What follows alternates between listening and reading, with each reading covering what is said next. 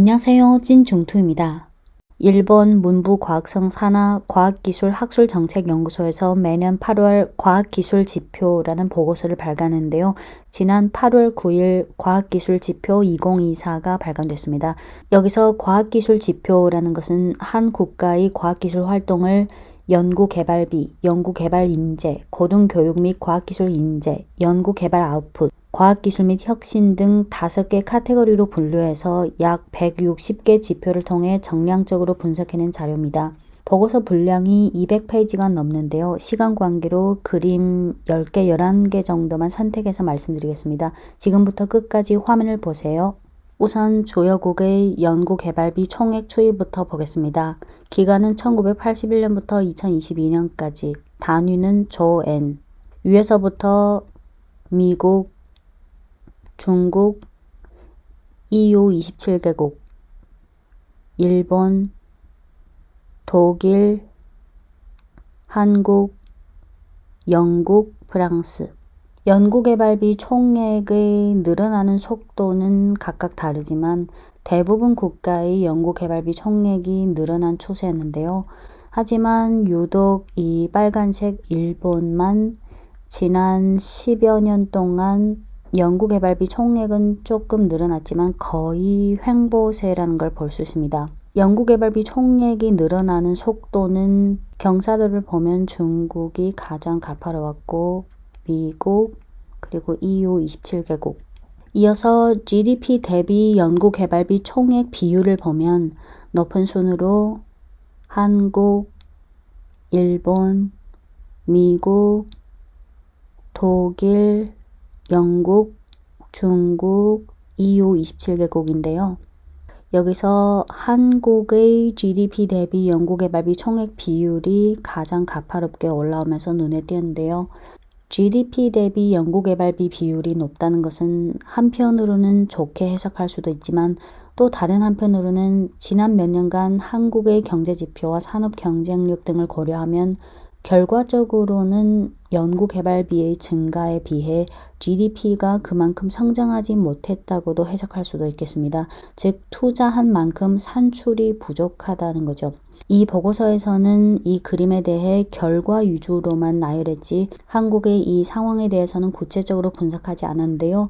연구개발비 외에 글로벌 경기, 무역 구조, 산업 경쟁력, 산업 대체성, 지정학적 요인 등 여러 요인이 있어서 자세히 들여다봐야 해서 이 그림 하나로만 판단하는 건 아니지만 한국의 경우 아마도 전체적인 투자 효율성에 대해 생각해 볼 필요가 있다는 생각이 듭니다. 물론 이 전체에서 반도체 쪽의 비중이 가장 높겠죠.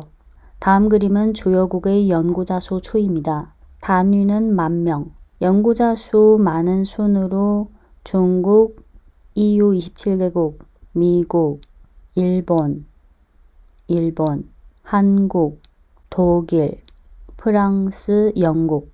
다음 그림은 인구 만명당 연구자 수 추이인데요.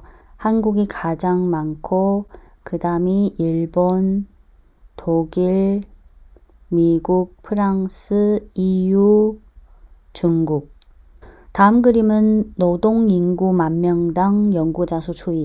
마찬가지로 한국이 가장 많고 그 다음이 일본, 프랑스, 독일, 미국, EU, 중국. 다음은 보고서 중 연구개발 아웃풋 부분인데 이 연구개발 아웃풋에서 논문 수가 큰 비중을 차지합니다. 여기서 논문은 화학, 재료과학, 물리학, 컴퓨터 수학, 공학, 환경지구과학, 임상의학, 기초생명과학 등 8개 분야가 포함되어 있고 논문 수는 전체 논문 수 기준이 있고 피인용 논문 수 기준이 있습니다. 이 표는 2020년부터 2022년 집계 기준 자연과학 계열 논문수 순위인데요. 맨 왼쪽 파랑은 전체 논문수 순위고 주황색은 상위 10% 피인용 논문수 순위고 초록은 상위 1% 피인용 논문수 순위입니다. 전체 논문수 순위는 1위 중국 54만 1425편, 비중은 26.9%, 2위 미국 30만 1822편, 비중 15%, 3위부터 비중이 확 내려갔는데요. 3위가 인도 85,061편 비중 4.2%, 4위 독일, 5위 일본, 6위부터 10위까지 영국, 이탈리아, 한국, 프랑스, 스페인. 주황색 상위 10% 피인용 논문 수순위. 1위 중국 64,138편 비중 31.8%, 2위 미국 34,995편 비중 17.4%, 3위부터 영국, 인도, 독일, 이탈리아, 호주, 캐나다, 한국, 프랑스. 이어서 녹색 상위 1% 피인용 논문수. 1위 중국 6,582편 비중 32.7%, 2위 미국 4,070편 비중 20.2%, 3위부터 10위까지 영국, 독일, 이탈리아, 인도, 호주, 캐나다, 프랑스, 한국. 과거로 좀 돌아가서 2000년부터 2022년까지의 순위 변화를 보면 방금 기억하시죠? 파란색은 전체 논문수. 좌측부터 2000년부터 2002년, 10년 후인 2010년부터 2012년, 또 10년 후인 2020년부터 2022년. 2000년부터 2002년 기준 전체 논문수 1위는 미국, 비중 27.1%, 2위 일본, 비중 8.8%, 3위 독일 6.8%, 4위부터가 영국, 프랑스, 중국. 중국은 2000년부터 2002년 기준으로 4%밖에 안 되죠. 6위. 10년 후인 2010년부터 2012년을 보면 1위는 여전히 미국, 비중 21.6%, 2위 중국이 2위로 올라와서 11.8% 비중을 차지했고 3위 일본 5.4%, 그 뒤에 독일, 영국, 프랑스, 인도, 이탈리아, 한국, 캐나다. 또 10년이 지난 2020년부터 2022년까지 중국이 1위로 올라와서 26.9% 비중을 차지했고 2위가 미국 15%, 3위 인도 4.2%, 그 뒤로 독일, 일본, 영국, 이탈리아, 한국, 프랑스, 스페인. 이어서 주황색은 상위 10% 피인용 논문수. 마찬가지로 2000년부터 2002년, 10년 후, 또 10년 후. 2000년부터 2002년을 보면 1위 미국, 비중 40.8%, 2위 영국 8.1%, 3위 독일 6.7%, 일본 5.9%, 그 다음이 프랑스, 캐나다, 이탈리아, 중국은 그때 2.4%에 불과했습니다. 10년 후인 2010년부터 2012년까지 여전히 미국이 1위 32.2%, 중국이 2위로 올라와서 10.5%가 됐고 3위 영국 6.6%, 그 다음으로 독일, 프랑스, 일본, 캐나다, 이탈리아, 호주, 스페인. 또 10년이 지난 2020년부터 2022년까지 상위 10% 피인용 논문수 중국이 1위로 올라와서 31.8%를 차지했고 2위 미국 17.4%, 3위 영국 4.4%, 인도, 독일, 이탈리아, 호주, 캐나다, 한국, 프랑스. 이어서 상위 1% 피인용 논문수를 보면 2000년부터 2002년까지 1위 미국 48.6%, 2위 영국 8.5%, 3위 독일 6.3%, 4위부터 10위까지가 일본, 프랑스, 캐나다, 네덜란드, 이탈리아, 호주, 스위스. 중국은 그때 11위, 비중이 1.7%에 불과했습니다. 10년이 지난 2010년부터 2012년까지 미국 1위 38.8%, 중국이 2위로 올라왔지만 비중은 아직 8.4%, 3위 영국 7.4%, 4위부터 독일, 캐나다, 프랑스, 일본, 호주, 네덜란드, 이탈리아. 또 10년이 지난 2020년부터 2022년까지 상위 1% 피인용 논문수 중국 1위 비중이 32.7%로 확대됐고 2위 미국 20.2%, 영국 5.1%, 독일, 이탈리아, 인도가 6위로 올라와서 2.8%, 호주, 캐나다, 프랑스, 한국. 네, 이렇게 지난 20여 년 동안 자연과학 계열 전체 논문수 상위 10% 피인용 논문 수, 상위 1% 피인용 논문 수가 큰 변화가 나타난 걸 알 수 있습니다. 네, 다음 그림은 상위 10% 피인용 논문 국가 중 상위 25개국의 피인용 수 구조인데요. 좌측이 2000년부터 2002년까지, 우측이 2020년부터 2022년까지. 막대 중 흰색이 자국으로부터의 피인용 비율이고 파란색이 G7으로부터의 피인용 비율, 하늘색이 G7을 제외한 OECD로부터의 피인용 비율, 빨강은 중국으로부터의 피인용 비율, 노랑은 중국을 제외한 글로벌 사우스로부터의 피인용 비율, 회색은 기타. 중국과 미국만 보겠습니다.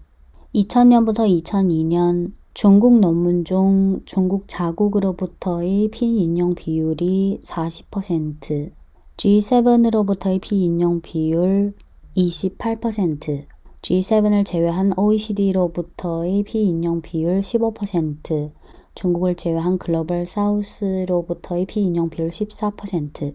20년 후인 2020년부터 2022년까지 보면 중국 논문 중 중국 자국으로부터의 피인용 비율이 62%, G7으로부터의 피인용 비율 14%, G7을 제외한 OECD 국가로부터의 피인용 비율 10%, 중국을 제외한 글로벌 사우스로부터의 피인용 비율 12%. 미국을 보면 2000년부터 2002년까지 미국 논문 중 자국으로부터의 피인용 비율은 34%, G7으로부터의 피인용 비율 25%, G7을 제외한 OECD로부터의 피인용 비율 19%, 중국으로부터의 피인용 비율 11%, 글로벌 사우스 8%. 20년이 지난 2020년부터 2022년까지 미국 논문 중 미국 자국으로부터의 피인용 비율 24%, G7으로부터의 피인용 비율 18%, G7을 제외한 OECD로부터의 피인용 비율 17%, 중국으로부터의 피인용 비율 28%, 글로벌 사우스 10%였습니다. 다음 그림은 간단히 말하면 우측으로 갈수록 피인용 논문 중 G7이랑 OECD 국가로부터의 피인용 비율이 크고 좌측으로 갈수록 중국이랑 글로벌 사우스 국가로부터의 피인용 비율이 크다는 건데요. 위쪽이 2000년부터 2002년, 아래쪽이 2020년부터 2022년. 2000년부터 2002년은 미국이 여기에 있고 미국 주변을 보면 캐나다, 스위스, 네덜란드, 스웨덴, 영국, 독일, 호주, 네덜란드, 일본, 스페인, 프랑스, 이탈리아, 벨기에 등이 있고 즉 2000년부터 2002년은 미국과 유럽 선진국을 중심으로 하는 국가로부터의 피인용 비율이 절대적으로 큰 반면 좌측이 여기가 중국, 이집트, 인도, 이란, 파키스탄인데 중국이랑 글로벌 사우스로부터의 피인용 비율이 절대적으로 작았습니다. 하지만 20년이 지난 2020년부터 2022년 기준으로 보면 전체적으로 좌측으로 많이 옮겨졌다는 걸 볼 수 있습니다. 미국이 여기 있고 캐나다, 영국, 스페인, 스웨덴, 독일, 프랑스, 이탈리아, 벨기에, 스위스, 네덜란드, 일본, 폴란드, 브라질, 호주. 좌측에 중국이 여기 있고 파키스탄, 이집트, 사우디아라비아, 이란, 인도, 싱가포르, 대만, 트르키예, 한국. 즉 과거엔 선진국으로부터 많이 인용된 논문이면 주목도가 높았는데 이제는 점차 주목도가 높은 논문이라는 게 G7이랑 OECD 국가로부터의 피인용 수가 많아야 할 뿐만 아니라 동시에 중국이랑 글로벌 사우스 국가로부터도 많이 인용되어야 주목도가 높은 논문, 인정받는 논문이 되어가는 추세라는 걸 시사하고 있습니다. 네, 시간 관계로 보고서 중 핵심 그림 11개 정도만 설명드렸는데요. 혹시 보고서 중 방대한 양의 그림을 하나하나 자세히 보고 싶은 분들은 고정 댓글에 적어둔 보고서 링크를 참고하시기 바랍니다. 보고서는 일본어로 작성됐습니다. 네, 이상 진종토였습니다.